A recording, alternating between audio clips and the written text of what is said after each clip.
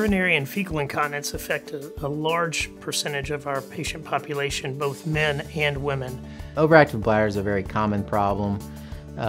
Probably the third most common or second most common problem that urologists treat. Fortunately, there are several things that are available to treat overactive bladder. Sacral neuromodulation has been around for over 20 years, so we're not talking about a new technology. We have been performing it here in Henry County for the last 9 years as an option for our patients with urinary frequency urgency, urgent continence, fecal incontinence, and non-obstructive urinary retention. So there are a variety of indications for this procedure.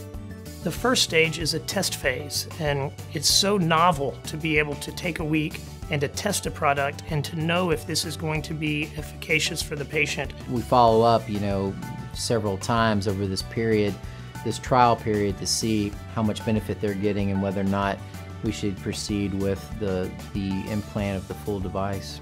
And then if the patient is successful, they'll return to the surgery center the following week, and we will disconnect any temporary portions of the device and implant a small permanent battery that goes under the skin, usually in the gluteal area, the upper gluteal area around the portion where maybe a man's wallet might be.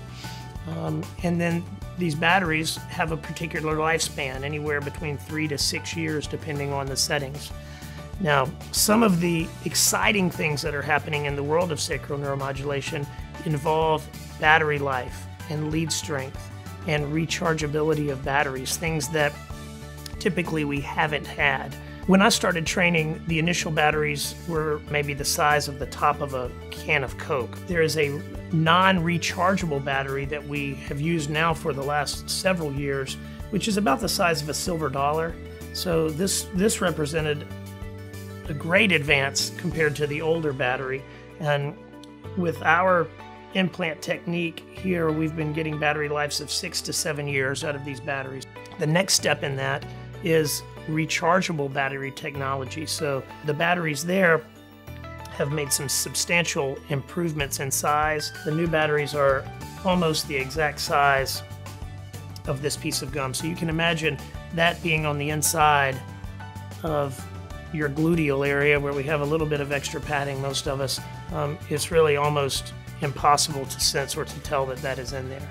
Rechargeable battery technology, again, allows for patients to potentially have a procedure once in their life without the need for returns to the operating room. The procedure is a very minimally invasive surgery. We do perform our procedures at our surgery center with sedation, anesthesia.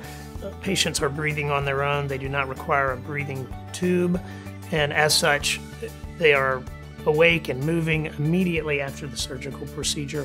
Patients have minimal limitations during the trial period and post-operative period.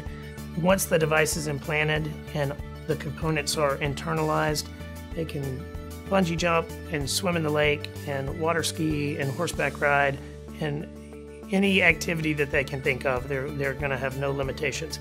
Thankfully now, with the new technology, the devices are MRI compatible, so patients no longer have to be concerned about the need to potentially have that sort of imaging with these devices implanted.